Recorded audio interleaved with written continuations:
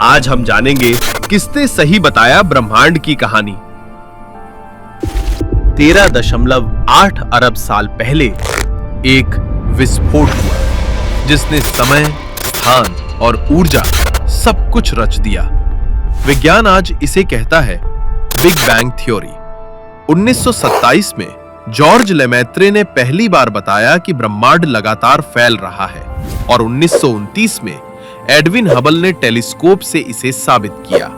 फिर 1965 में वैज्ञानिकों ने सुनी 13.8 अरब साल पुराने विस्फोट की गूंज, जिसे कहा गया कॉस्मिक माइक्रोवेव बैकग्राउंड रेडिएशन। यानी बिग बैंग अब सिर्फ कल्पना नहीं, एक वैज्ञानिक तथ्य है। अब चलिए समय को 2500 साल पीछे ले चलते हैं, जहां भारत में लिखे गए थे ऋग्वेद, सूर्य सिद्धांत और ज्योतिष शास्त्र। इनमें कहा गया हिरण्यगर्भः संवर्तताग्रे, अर्थात स्वर्ण अंड से उत्पन्न हुआ ये ब्रह्मांड। क्या ये वही कॉस्मिक एग नहीं जिसकी बात लेमैत्रे ने 1927 में की थी?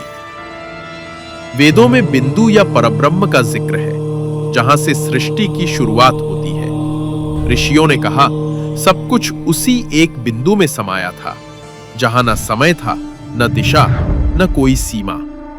क्या ये वही नहीं जिसे विज्ञान कहता है सिंगुलैरिटी पॉइंट? वैदिक ज्योतिष में 9 ग्रहों की गति, स्थिति और प्रभाव का सटीक वर्णन मिलता है। हजारों साल पहले ऋषियों ने बताया था कि सूर्य केंद्र में है और पृथ्वी उसकी परिक्रमा करती है। शायद ध्यान, गणित और प्रकृति के गहरे निरीक्षण का ऐसा मेल था जिसे आज हम स्पिरिचुअल साइंस कह सकते हैं। वेद कहते हैं ब्रह्मांड बार बार सृजन और प्रलय के चक्र में चलता है। जब एक युग समाप्त होता है, सृष्टि फिर उसी बिंदु में विलीन हो जाती है, फिर जन्म लेती है एक नए ब्रह्मांड के रूप में।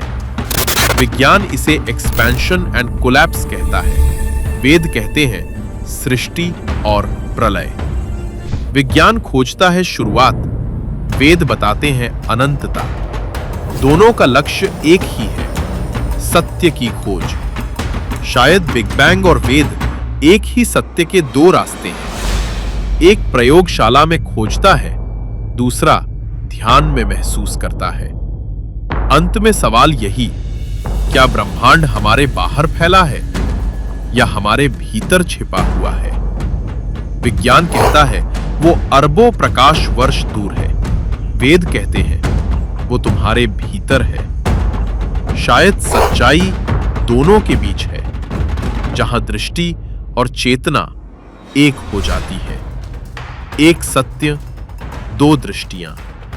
एक बाहर खोजता है, दूसरा भीतर झांकता है। पर ब्रह्मांड दोनों को सुनता है, मौन में।